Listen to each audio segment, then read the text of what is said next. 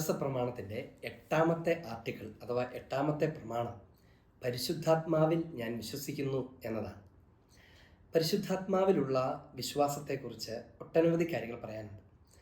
ആദ്യം പറയാനുള്ളത് പരിശുദ്ധാത്മാവ് എന്ന വാക്കിനെക്കുറിച്ച് തന്നെയാണ്, ആ പേരിനെക്കുറിച്ച് തന്നെയാണ്. യഥാർത്ഥത്തിൽ അതൊരു ശരിയായ പരിഭാഷയല്ല, അഥവാ പൂർണ്ണതയുള്ളൊരു പരിഭാഷയല്ല. റൂഹ എന്ന ഹീബ്രു പദമാണ് മിശിഹ ത്രിത്വത്തിലെ പരിശുദ്ധാരൂപിയെ സൂചിപ്പിക്കാൻ ഉപയോഗിച്ച പദം റൂഹ. അതിന് കാറ്റ് എന്നർത്ഥമുണ്ട്, നിശ്വസനം എന്ന അർത്ഥമുണ്ട്. പരിശുദ്ധാത്മാവെന്ന് പറയുമ്പോൾ പെട്ടെന്ന് ഒരു ആത്മാവിനെ കുറിച്ചുള്ളതാണ് എന്നൊരു ചിന്ത ആളുകൾക്ക് വരാം. ദൈവാരൂപി എന്ന് പറയുമ്പോൾ ദൈവത്തിൻ്റെ അരൂപി കുറച്ചുകൂടി ബെറ്ററാണത്. അരൂപി എന്ന് പറയാം, മലയാള ഭാഷയുടെ പരിമിതിയാണ്. അതുകൊണ്ട് കുറച്ചുകൂടി ഉചിതമായി റൂഹ എന്ന് തന്നെ ഉപയോഗിക്കുന്നത് കുറെ കൂടെ ഭംഗിയാണ്. ഏതായിരുന്നാലും നമുക്ക് പരിചയമുള്ള ഈ വാക്കുകളൊക്കെ മാറി നമ്മൾ ഉപയോഗിക്കും ഈ തുറന്നുള്ള സമയത്ത്. പരിശുദ്ധാത്മാവിൽ ഞാൻ വിശ്വസിക്കുന്നു അഥവാ പരിശുദ്ധ റൂഹായിൽ വിശ്വസിക്കുന്നു എന്ന് പറയുമ്പോൾ ആദ്യം ബോധ്യപ്പെടേണ്ട ഒരു കാര്യം പരിശുദ്ധ റൂഹ ആരാണ് എന്നതാണ്. കുറേ ആളുകളെ സംബന്ധിച്ച് പരിശുദ്ധാത്മാവ് ഒരു ശക്തിയാണ്, വലിയ ശക്തിയാണ് പരിശുദ്ധാത്മാവ് എന്നൊക്കെ പറയുന്ന ആളുകളെ നിങ്ങൾ കണ്ടിട്ടുണ്ടാവും. പരിശുദ്ധാത്മാവ് യഥാർത്ഥത്തിൽ ഒരു ശക്തിയല്ല, പകരം പരിശുദ്ധ റൂഹ ഒരു വ്യക്തിയാണ്, ദൈവിക വ്യക്തിയാണ്. ത്രിത്വം 3 ദൈവിക വ്യക്തികളാണ്. ഒരു വ്യക്തി എന്നതുകൊണ്ട് ഉദ്ദേശിക്കുന്നത് സ്വന്തമായ എക്സിസ്റ്റൻസ് ഉള്ള യാഥാർത്ഥ്യത്തെയാണ് വ്യക്തി എന്നതുകൊണ്ട് ഉദ്ദേശിക്കുന്നത്. വിശുദ്ധ അഗസ്തീനോസിൻ്റെയൊക്കെ ഭാഷയിൽ പറയുകയാണെങ്കിൽ സ്വന്തമായ മെമ്മറിയും പാസ്റ്റിൻ്റെ കണ്ടിന്യൂറ്റി ആകുന്ന ഓർമ്മയും ഇച്ഛാശക്തിയും സ്വന്തമായ അണ്ടർസ്റ്റാൻഡിങ് ഗ്രഹണ അവസ്ഥയും ഒക്കെയുള്ള ഒരു എൻറ്റിറ്റിയെയാണ് വ്യക്തി എന്ന് വിളിക്കുന്നത്. നമ്മളൊക്കെ മനുഷ്യ വ്യക്തികളാണ്, ഹ്യൂമൻ പേഴ്സൺസ് ആണ്. എന്നാൽ ദൈവം ഡിവൈൻ പേഴ്സൺസ് ആണ്, ദൈവിക വ്യക്തികളാണ്. അപ്പോൾ ഈ ദൈവിക വ്യക്തികളായിരിക്കുന്ന ത്രിത്വം 3 ദൈവിക വ്യക്തികളായിരിക്കുന്നു, പിതാവും പുത്രനും പരിശുദ്ധ റൂഹായുമായിരിക്കുന്നു. അതിൽ 3ാമത്തെ ദൈവിക വ്യക്തിയാണ് പരിശുദ്ധ റൂഹ. അതുകൊണ്ട് ഒന്നാമത്തെ കാര്യം അവിടുന്ന് ഒരു വ്യക്തിയാണ്, ചുമ്മാ ഒരു ശക്തിയല്ല, ഒരു എനർജിയല്ല, ഒരു പവറല്ല എന്നതാണ്.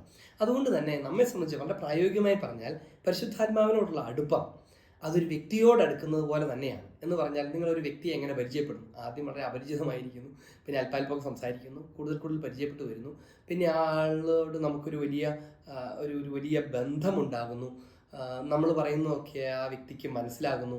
ഇനി ചിലപ്പോൾ കുറച്ചുകൂടെ കഴിയുമ്പോഴേക്കും നമ്മളൊന്നും പറയാതെ തന്നെ നമ്മളെ മനസ്സിലാക്കാൻ കഴിയുന്നു, എന്തുണ്ടായാലും ഒന്ന് പറയണം എന്ന് തോന്നുന്നു എന്ന മട്ടിലേക്കൊക്കെ ഒരു വ്യക്തിബന്ധങ്ങൾ വളർന്നു വരുന്നതിനെക്കുറിച്ച് ചുമ്മാ ഒന്ന് ആലോചിച്ച് നോക്കുക.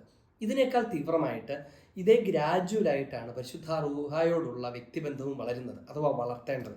അങ്ങനെ നമുക്ക് സന്തത സഹചാരിയായ ഒരു വലിയ സുഹൃത്തിനോട് നമ്മളൊരു ബന്ധത്തിൽ വളർന്നതുപോലെ പരിശുദ്ധ റൂഹായോട് ഒരു വ്യക്തിബന്ധത്തിൽ വളരാനും അങ്ങനെ ഒരു വ്യക്തിബന്ധത്തിൽ ജീവിക്കാനും സാധിക്കും എന്നാണ് മിശിഹ നമ്മെ പഠിപ്പിക്കുന്നത്. അതുകൊണ്ടാണ് പാരക്ലെത്തോസ്, സഹായകൻ എന്ന്, അഡ്വക്കേറ്റ് എന്ന് ഒക്കെ പരിശുദ്ധ റൂഹായെ മിശിഹ തന്നെ പരിചയപ്പെടുന്നത്.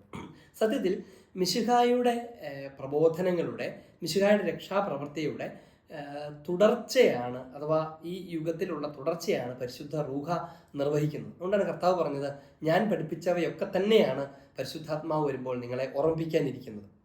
ഇനി ഈ പരിശുദ്ധാത്മാവിനെ കുറിച്ചുള്ള വിശുദ്ധ ഗ്രന്ഥത്തിൻ്റെ വെളിപ്പെടുത്തൽ എങ്ങനെയാണ്, എവിടെ നിന്നാണ് അത് ആരംഭിക്കുന്നത്? സത്യത്തിൽ പഴയ നിയമത്തിലും പുതിയ നിയമത്തിലും പരിശുദ്ധ റൂഹായുടെ വെളിപ്പെടുത്തലുണ്ട്. പഴയ നിയമത്തിൽ എങ്ങനെയാണ്? വളരെ പ്രൈമോഡിയലായിട്ടാണ്, നിഴൽ പോലെയാണ്, അവ്യക്തമായിട്ടാണ് പരിശുദ്ധ റൂഹായെക്കുറിച്ച് വിശുദ്ധ ഗ്രന്ഥം സംസാരിക്കുന്നത്. എന്ന് പറഞ്ഞാൽ പഴയ നിയമത്തിലെ പല പ്രതീകങ്ങളിലൂടെ, ഉദാഹരണത്തിന് വിശുദ്ധ ഗ്രന്ഥം ആരംഭിക്കുന്നത് തന്നെ ആഴിക്കും ഇതേ ദൈവത്തിൻ്റെ ചൈതന്യം ചരിച്ചുകൊണ്ടിരുന്നു, ബ്രൂഡർ ഓവർ എന്ന് പറഞ്ഞാൽ ഇങ്ങനെ പൊരുന്ന് ഇറങ്ങിയിരുന്നു എന്നുള്ള അർത്ഥത്തിലുള്ള ഹെബ്രായ പദമാണ് ഉപയോഗിക്കുന്നത്. ദൈവത്തിൻ്റെ ചൈതന്യം എന്ന് പറയുന്നത് പിന്നീട് പരിശുദ്ധ റൂഹായാണ് എന്ന് നമുക്ക് അനുമാനിക്കാൻ കഴിയും. അതുപോലെ അബ്രാഹത്തെ സന്ദർശിക്കാൻ വരുന്ന 3 ആളുകളെക്കുറിച്ച് റുബ്ലേവിൻ്റെ പ്രസിദ്ധമായ ചിത്രമൊക്കെയുണ്ട്. 3 പേർ അബ്രാഹത്തിൻ്റെ വീട്ടിൽ വിരുന്നിന് വരുന്നത്. അപ്പോൾ ദൈവം ഒന്നിലധികമാണ് അല്ലെങ്കിൽ 3 ആണ് എന്ന് തുടങ്ങുന്ന സൂചനകൾ വിശുദ്ധ ഗ്രന്ഥത്തിൽ ഉടനീളം കാണും. ദാവീദ് പ്രാർത്ഥിക്കുന്നു, കർത്താവേ അങ്ങയുടെ പരിശുദ്ധാത്മാവിനെ എന്നിൽ നിന്ന് എടുത്തു കളയരുത്. അപ്പോൾ അവർക്ക് പരിശുദ്ധാത്മാവിനെ കുറിച്ചുള്ള ഒരു പ്രൈമോഡിയലായിട്ടുള്ള ഒരു ധാരണ പഴയ നിയമ കാലഘട്ടത്തിലൊക്കെ ഉണ്ട്. ദൈവത്തിൻ്റെ ആത്മാവ് നയിക്കുന്നു, ദൈവത്തിൻ്റെ ആത്മാവ് പ്രവാചകരെ നയിക്കുന്നു, അവരിലൂടെ സംസാരിക്കുന്നു എന്നൊക്കെയുള്ള പരാമർശങ്ങളും അങ്ങനത്തെ ധാരണകളുമൊക്കെ നിഴൽ പോലെ, എന്നാൽ ഇത് കൃത്യമായി ആരാണെന്നറിയാതെ, ഇത് പരിശുദ്ധ റൂഹായുടെ വളരെ പ്രകടമായ, അല്ലെങ്കിൽ ത്രിത്വത്തിൻ്റെ തന്നെ വളരെ പ്രകടമായ, വളരെ എക്സ്പ്ലിസിറ്റ് ആയിട്ടുള്ള ഒരു റെവലേഷൻ ആദ്യം നടക്കുന്നത് മിശിഹായുടെ മാമോദീസായിലാണ്. അപ്പോൾ അതുകൊണ്ട് ഈശോയുടെ മാമോദീസയുടെ പ്രധാനപ്പെട്ട ഉദ്ദേശം തന്നെ ത്രിത്വത്തെ വെളിപ്പെടുത്തുക എന്നുള്ളതാണ്. പിന്നീട് നമ്മൾ കർത്താവിൻ്റെ ട്രാൻസ്ഫിഗറേഷനകത്തും ഒക്കെ ഇവരിത് കുറെ കൂടെ വ്യക്തമായി തിരിച്ചറിയുന്നത് നമ്മൾ കാണും, ഈശോയുടെ അപ്പസ്വലന്മാരും ശിഷ്യന്മാരും ഒക്കെ. അപ്പോൾ പരിശുദ്ധാത്മാവ് ഒരു വ്യക്തിയാണ്, പഴയ നിയമത്തിൽ അവ്യക്തമായി വെളിപ്പെടുത്തുന്ന, എന്നാൽ പുതിയ നിയമത്തിൽ മിശിഹ വളരെ കൃത്യമായി നമ്മെ പഠിപ്പിക്കുന്ന, ഈശോയുടെ ജനനത്തെക്കുറിച്ച് പറയുന്ന സമയം മുതൽ പരിശുദ്ധാത്മാവിൽ നിറഞ്ഞ്, കൃപയിൽ നിറഞ്ഞ് പരിശുദ്ധ കന്യകാമറിയം മിശിഹായെ ഗർഭം ധരിക്കുന്നത് മുതൽ പരിശുദ്ധാത്മാവിൻ്റെ ഒരു പ്രവർത്തന ലോകമായിട്ടാണ് സുവിശേഷങ്ങളും തുടർന്നുള്ള അപ്പസ്തോല പ്രവർത്തനങ്ങളും ഒക്കെ അവതരിപ്പിക്കപ്പെടുന്നു. പരിശുദ്ധാത്മാവിൻ്റെ ശക്തമായ പ്രവർത്തനത്തിൻ്റെ ഇടമായിട്ട് പരിശുദ്ധ സഭയെ അവതരിപ്പിക്കുന്നു അപ്പസ്തോല പ്രവർത്തനങ്ങൾ, സ്ലീഹന്മാരുടെ നടപടി പുസ്തകത്തിനകത്തൊക്കെ. ഇനി ഈശോയുടെ പ്രവൃത്തികൾ പോലും ഈശോ എപ്പോഴും സംസാരിച്ചുകൊണ്ടിരിക്കുന്നത് താൻ പരിശുദ്ധാത്മാവിൽ പ്രവർത്തിക്കുന്നു എന്ന വിധത്തിലാണ്, അത് സൂചിപ്പിച്ചുകൊണ്ടാണ്, പലപ്പോഴും അത് ഏറ്റുപറഞ്ഞുകൊണ്ടുമാണ്. ഇനി പരിശുദ്ധാത്മാവിനെ കുറിച്ച് പറയുമ്പോൾ വളരെ പ്രധാനപ്പെട്ട ചില കാര്യങ്ങൾ പറഞ്ഞാലാണ് നമുക്ക് കുറച്ചുകൂടെ വ്യക്തത ഉണ്ടാകുന്നത്. പരിശുദ്ധാത്മാവിനെ നമുക്കെങ്ങനെയാണ് അനുഭവിക്കാൻ കഴിയുന്നത്, അഥവാ ഈ ഭൂമിയിൽ പരിശുദ്ധാത്മാവിനെ എങ്ങനെയാണ് ഒരാൾക്ക് അറിയാൻ കഴിയുന്നത്? തിരുസഭ തൻ്റെ പ്രബോധന ഗ്രന്ഥത്തിൻ്റെ 688 ഭാഗത്ത് അതിനെക്കുറിച്ച് പറയുന്നത് 8 കാര്യങ്ങളായിട്ടാണ്. 8 വിധത്തിലാണ് ഒരാൾക്ക് പരിശുദ്ധാരൂപിയെ അറിയാൻ കഴിയുന്നത്, സ്വീകരിക്കാൻ കഴിയുന്നത് എന്നാണ്. ഇത് വളരെ ശ്രദ്ധാപൂർവം മനസ്സിലാക്കിയാൽ എന്തുകൊണ്ടാണ് തിരുസഭയ്ക്ക് മാത്രം പരിശുദ്ധാത്മാവിനെ അനുഭവിക്കാൻ കഴിയുന്നത് എന്ന് മനസ്സിലാകും.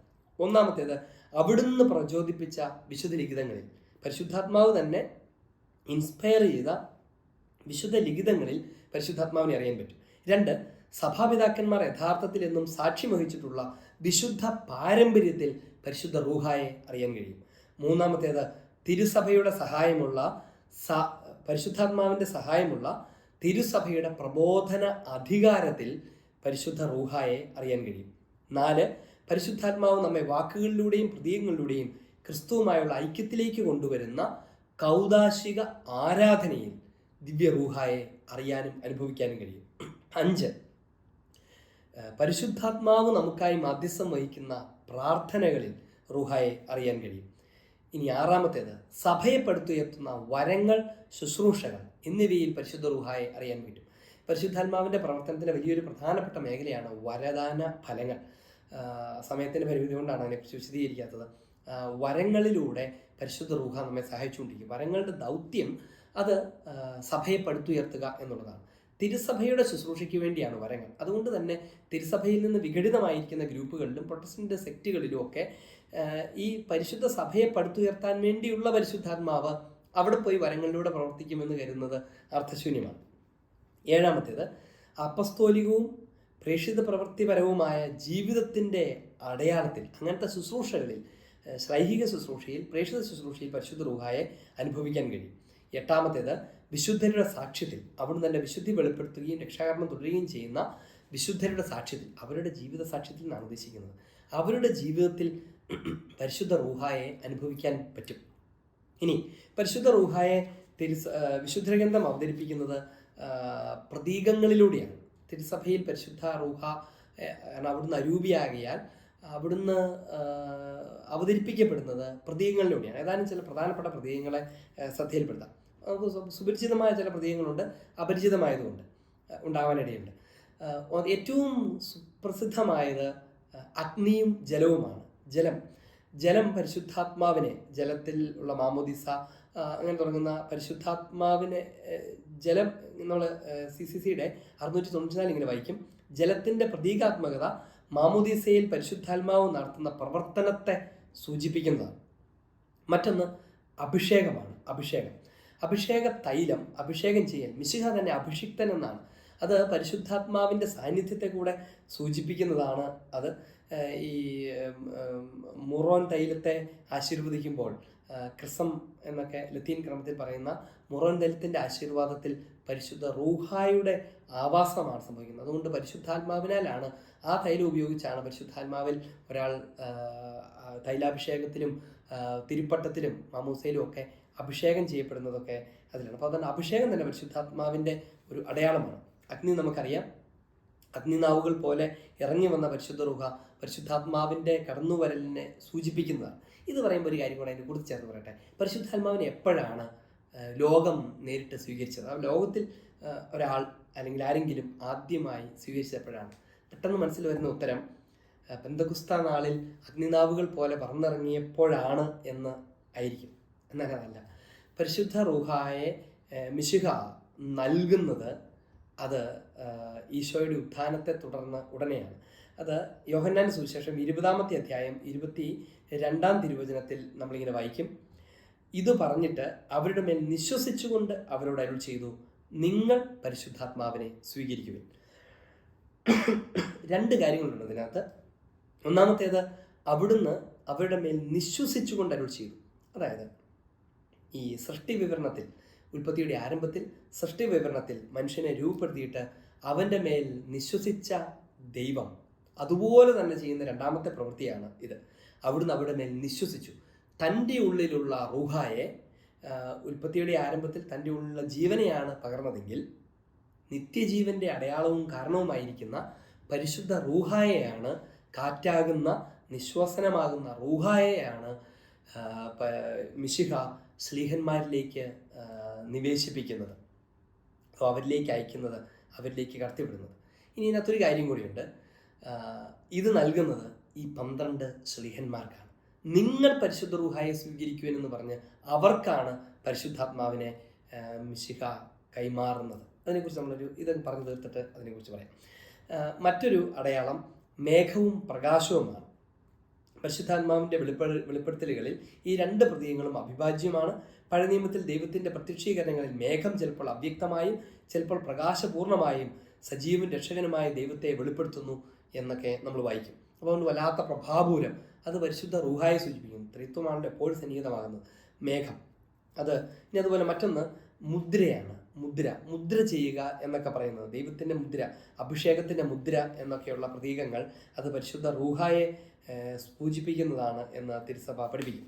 അതുപോലെ മറ്റൊരു പ്രധാനപ്പെട്ട, അത്ര നമ്മൾ ശ്രദ്ധിക്കാത്ത ഒരു കാര്യമാണ് കരം പരിശുദ്ധാത്മാവിൻ്റെ റൂഹായുടെ അടയാളമാണ്.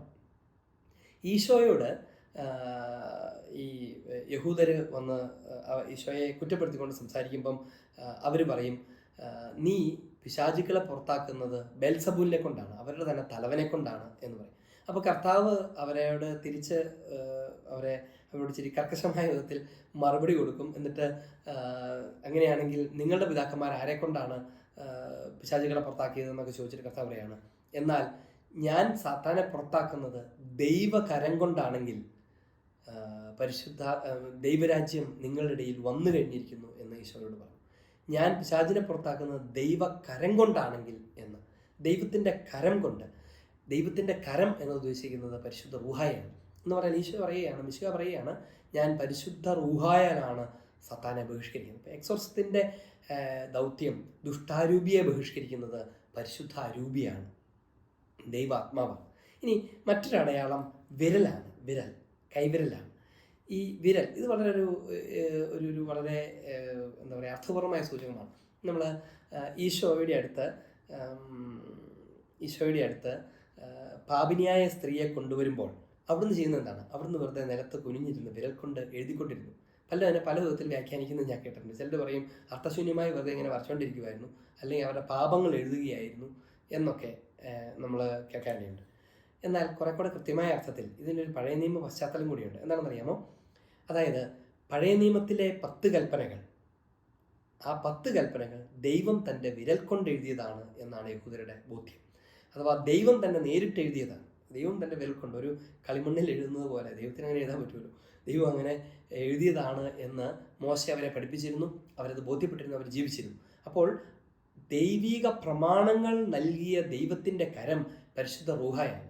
ആ കൽപ്പനകളാണ് അവിടുന്ന് വീണ്ടും എഴുതി കാണിക്കുന്നത് എന്ന് വേണമെങ്കിൽ മനസ്സിലാക്കാം. അഥവാ ആ പരിശുദ്ധ റൂഹായുടെ പരിശുദ്ധിയെക്കുറിച്ചുള്ള വെളിപ്പെടുത്തൽ കണ്ടപ്പോഴാണ് അവർ ഓരോരുത്തരും കല്ലുകളിട്ട് തങ്ങളുടെ അശുദ്ധിയെക്കുറിച്ച് ഓർമ്മപ്പെട്ട് മടങ്ങിപ്പോയത് എന്ന് നമുക്ക് മനസ്സിലാക്കാൻ പറ്റും. അപ്പോൾ അതുകൊണ്ട് അവിടുത്തെ വിരൽ ഇതിൻ്റെ സൂചകമാണ്. വളരെ പോപ്പുലറായിട്ടുള്ള, ഏറ്റവും പോപ്പുലറായിട്ടുള്ള സൂചകം പ്രാവാണ്. പറന്നിറങ്ങുന്ന പ്രാവ്.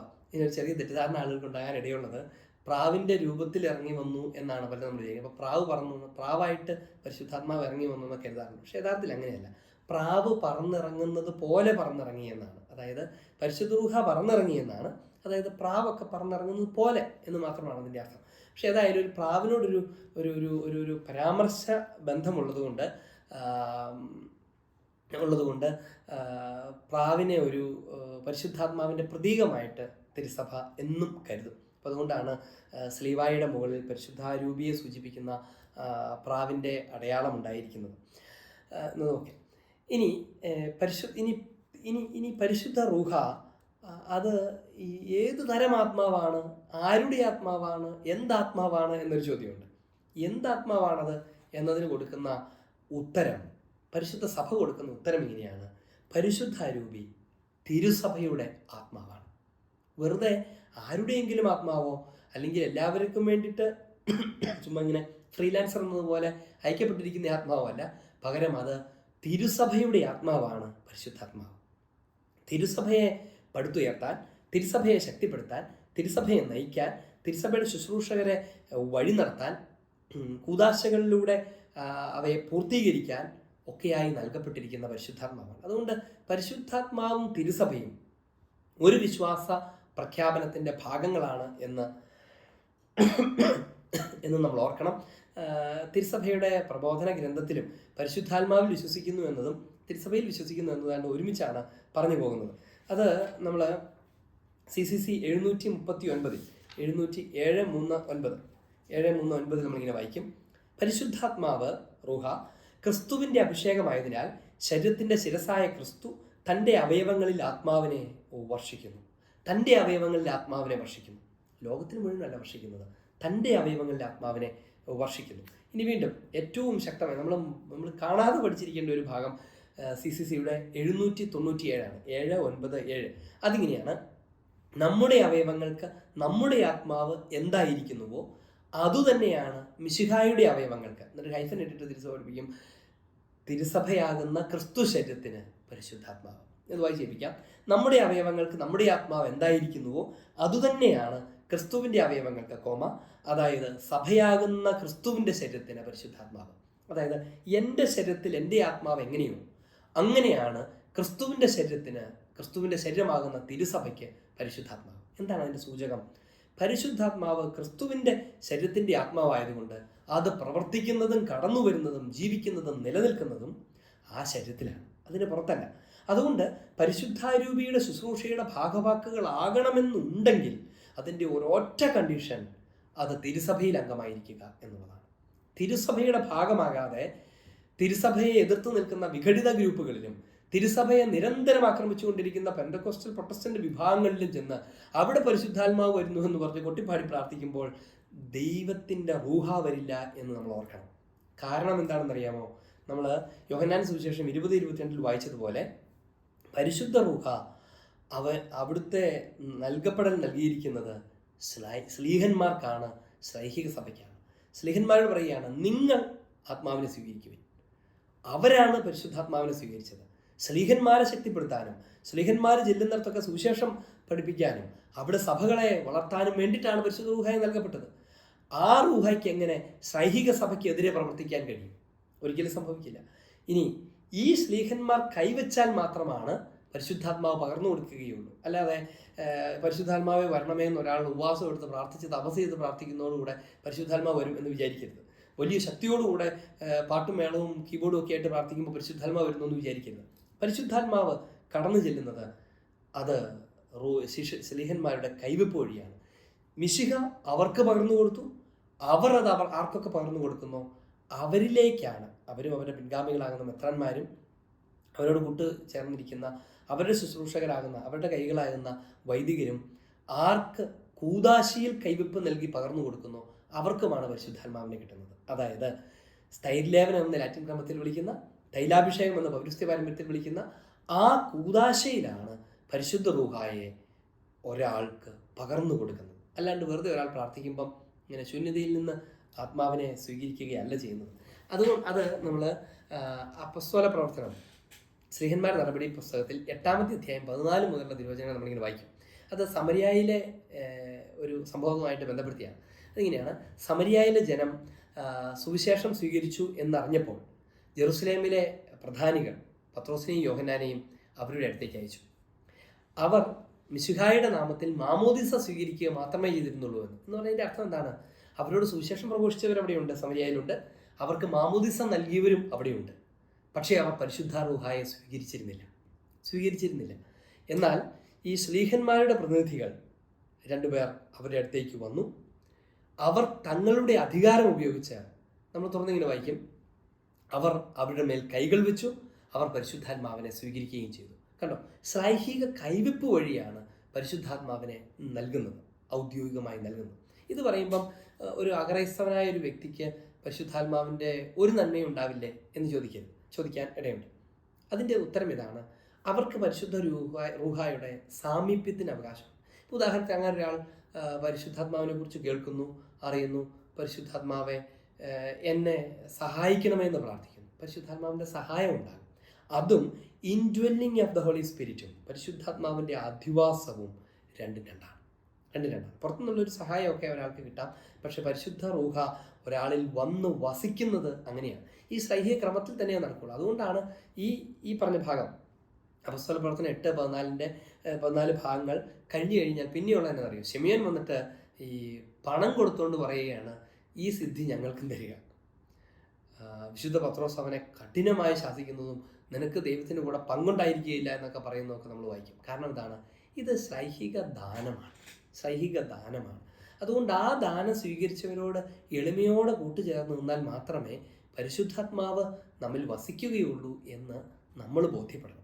അതുകൊണ്ട് എവിടെയെങ്കിലുമൊക്കെ പരിശുദ്ധാത്മ വരങ്ങൾക്ക് സദൃശ്യമായ അത്ഭുതങ്ങൾ നടക്കുന്നത് കണ്ടാൽ അവിടെയെല്ലാം റൂഹായാണ് പ്രവർത്തിക്കുന്നതെന്ന് കരുതരുത്. കാരണം ഈ വരങ്ങൾക്ക് സദൃശ്യമായ പ്രവൃത്തികൾ ചെയ്യാൻ ആർക്കും പറ്റും? സാത്താനും പറ്റും. കാരണം അവ സിദ്ധികളാണ്. ആ സിദ്ധികൾക്ക് സമാനം. ഉദാഹരണത്തിന് മോശ വടി താഴെ ഇടുമ്പോഴത് പാമ്പായി മാറും. അവിടെ ഉണ്ടായിരുന്ന മന്ത്രവാദികളൊക്കെ വന്ന് അവരും വടിയൊക്കെ ഇട്ട് പാമ്പാക്കി കാണിച്ചു കൊടുത്തു. എന്നതുപോലെ ഒരു താൽക്കാലിക രോഗസൗഖ്യമോ അല്ലെങ്കിൽ ഒരു മറുഭാഷ സംസാരമോ ഒക്കെ ദൈവത്തെ കൂടാതെയും ആളുകൾക്ക് സാധിക്കും. സാത്താന് വരെ സാധിക്കും. മനുഷ്യൻ്റെ മനസ്സിൻ്റെ ശക്തികൾ കൊണ്ട് പോലും സാധിക്കും. അങ്ങനെയാണെങ്കിൽ പരിശുദ്ധാത്മാവ് ചെയ്യുന്ന ഈ പ്രവൃത്തികളുടെ അർത്ഥം എന്താണ്? പരിശുദ്ധാത്മാവ് നൽകുന്ന രോഗസൗഖ്യത്തിൻ്റെ വരത്തിൻ്റെ അർത്ഥം എന്താണ്? അല്ലെങ്കിൽ പരിശുദ്ധാത്മാവ് നൽകുന്ന ഭാഷാവരത്തിൻ്റെയോ ഭാഷണവരത്തിൻ്റെ അർത്ഥം എന്താണ്? ഇതിൻ്റെയൊക്കെ അർത്ഥം അതിൻ്റെ ലക്ഷ്യവുമായി ബന്ധപ്പെട്ടിരിക്കുന്നതാണ്. ഒരു സെറ്റിൽ ഒരാൾ ചെയ്യുന്ന മന്ത്രവാദത്തിനോ അത്ഭുത പ്രവൃത്തിക്കോ തുല്യമായ ഒരു മറുഭാഷാ സംസാരമോ അല്ലെങ്കിൽ രോഗസൗഖ്യമോ അവ വെറും ഒരു അത്ഭുത പ്രവൃത്തിയോ അല്ലെങ്കിൽ ഒരു പൈശാചിക പ്രവൃത്തിയോ അല്ലെങ്കിൽ അയാളുടെ തന്നെ ഒരു കഴിവിൻ്റെ പ്രകടനമോ ആയിരിക്കാമെങ്കിൽ, അതിൻ്റെ ലക്ഷ്യവും അതാണ് എങ്കിൽ, ഒരുപക്ഷെ അതിൻ്റെ ലക്ഷ്യം അയാളുടെ കൂട്ടത്തിലേക്ക് ആളെ കൂട്ടലോ ഒക്കെയാണ് എങ്കിൽ, സഭയെ പടുത്തുയർത്താനും മാനസാന്തരത്തിനും ഉപകരിക്കുന്നുണ്ടെങ്കിൽ അവ വരങ്ങളാണ് എന്ന് മനസ്സിലാക്കണം. മാനസാന്തരത്തിന് സഹായിക്കുന്നു. സുവിശേഷം വഴി തിരുസഭയിലേക്ക് ഒരാൾ പ്രവേശിക്കാൻ ഇടവരുന്നെങ്കിൽ അത് വരങ്ങളാണ്. അതുകൊണ്ട് തന്നെ തിരുസഭയിലേക്ക് നയിക്കുന്നതിന് വേണ്ടി പരിശുദ്ധ റൂഹായുടെ സാമീപ്യം സകല ജനത്തിനുണ്ടാകും. ഉദാഹരണത്തിന് ഒരു അക്രൈസ്തവ സഹോദരനോ ഒരു പ്രൊട്ടസ്റ്റന്റ് സഹോദരനോ സുവിശേഷം പ്രഘോഷിക്കുകയാണെന്ന് കരുതുക. അദ്ദേഹത്തിൻ്റെ അജ്ഞതയിൽ നിന്ന്, അഥവാ സഭയാണ് ഏകരക്ഷമാർഗം എന്നുള്ള അജ്ഞതയിൽ നിന്ന് സുവിശേഷം പ്രഘോഷിക്കുന്നു. പരിശുദ്ധ റൂഹ അവിടെ സഹായിക്കും. എന്തിനു വേണ്ടി? ആ ജ്ഞാനസ്നാനത്തിൻ്റെ പൂർത്തീകരണം എന്താണ്? സഭയിൽ അംഗമാവുക എന്നുള്ളതാണല്ലോ, മിശിഹായുടെ ശരീരത്തിലേക്ക് പ്രവേശിക്കുക എന്നുള്ളതാണല്ലോ. അപ്പോൾ അങ്ങനെ മിശിഹായുടെ ശരീരത്തിലേക്ക് പ്രവേശിക്കാനുള്ള ആദ്യ പടി എന്നുള്ള നിലയ്ക്ക് പരിശുദ്ധ റൂഹായുടെ സഹായം ഉണ്ടാകും. പക്ഷേ മാമോദിസ കൊടുക്കുകയും പ്രൊട്ടസ്റ്റന്റ് കൂട്ടായ്മയിൽ തന്നെ അയാൾ നിർത്തുകയും ചെയ്താൽ എന്തിനു വേണ്ടി മാമോദിസ കൊടുത്തോ ആ ലക്ഷ്യം പരമണിയാതിരിക്കും. എന്തിനു വേണ്ടിയാണ് മാമോദിസ കൊടുക്കുന്നത്? മാമോദിസ വഴി മിശിഹായുടെ ശരീരത്തെ ഒട്ടിച്ചേർക്കാൻ വേണ്ടിയാണ്. എന്നാൽ അതിനുവേണ്ടി മാമോദിസ കൊടുത്തിട്ട് ആ ഒട്ടിച്ചേരിൽ നിന്ന് അയാളെ തടഞ്ഞു നിർത്തുന്നത് അനീതിയാണ്. അതാദ്യ പടിയാണ്. അങ്ങനെ പ്രവേശിപ്പിക്കേണ്ടത് എവിടേക്കാണ്? പരിശുദ്ധ സഭയിലേക്കാണ്. അപ്പം അതുകൊണ്ട് പരിശുദ്ധ റൂഹ എപ്പോഴും തിരുസഭയുടെ ആത്മാവാണ് എന്ന കാര്യം നമ്മൾ ഓർക്കണം. അപ്പോൾ അതുകൊണ്ട് പരിശുദ്ധാത്മാവിൽ വിശ്വസിക്കുന്നു എന്ന വിശ്വാസ പ്രമാണം ഏറ്റു ചെല്ലുമ്പോൾ നമ്മൾ 2 കാര്യങ്ങൾ ഓർക്കണം. ത്രിത്വൈക ദൈവത്തിൻ്റെ കൂട്ടായ്മയിലുള്ള വിശ്വാസമാണത്. നമ്മെ സഹായിക്കാനായി മിശിഹ റൂഹായെ യുഗാന്ത്യം വരെ അയച്ചിരിക്കുന്നു. ആ റൂഹ നമ്മുടെ കൂടെ തന്നെയുണ്ട്. ആ റൂഹായെ കൈവിപ്പ് വഴി, തൈലാഭിഷേകം വഴി നമുക്ക് അവകാശമായി നൽകപ്പെട്ടിരിക്കുന്നു. അത് തിരുസഭയ്ക്കാണ് നൽകപ്പെട്ടിരിക്കുന്നത്. അത് തിരുസഭയുടെ ആത്മാവാണ്. ഇത്രയും കാര്യങ്ങൾ ഓർത്തുകൊണ്ട് വേണം പരിശുദ്ധാത്മാവിൽ ഞാൻ വിശ്വസിക്കുന്നു എന്ന് വിശ്വാസ പ്രമാണത്തിൽ നാം ഏറ്റുപറയാം. ദൈവം നമ്മെ അനുഗ്രഹിക്കട്ടെ.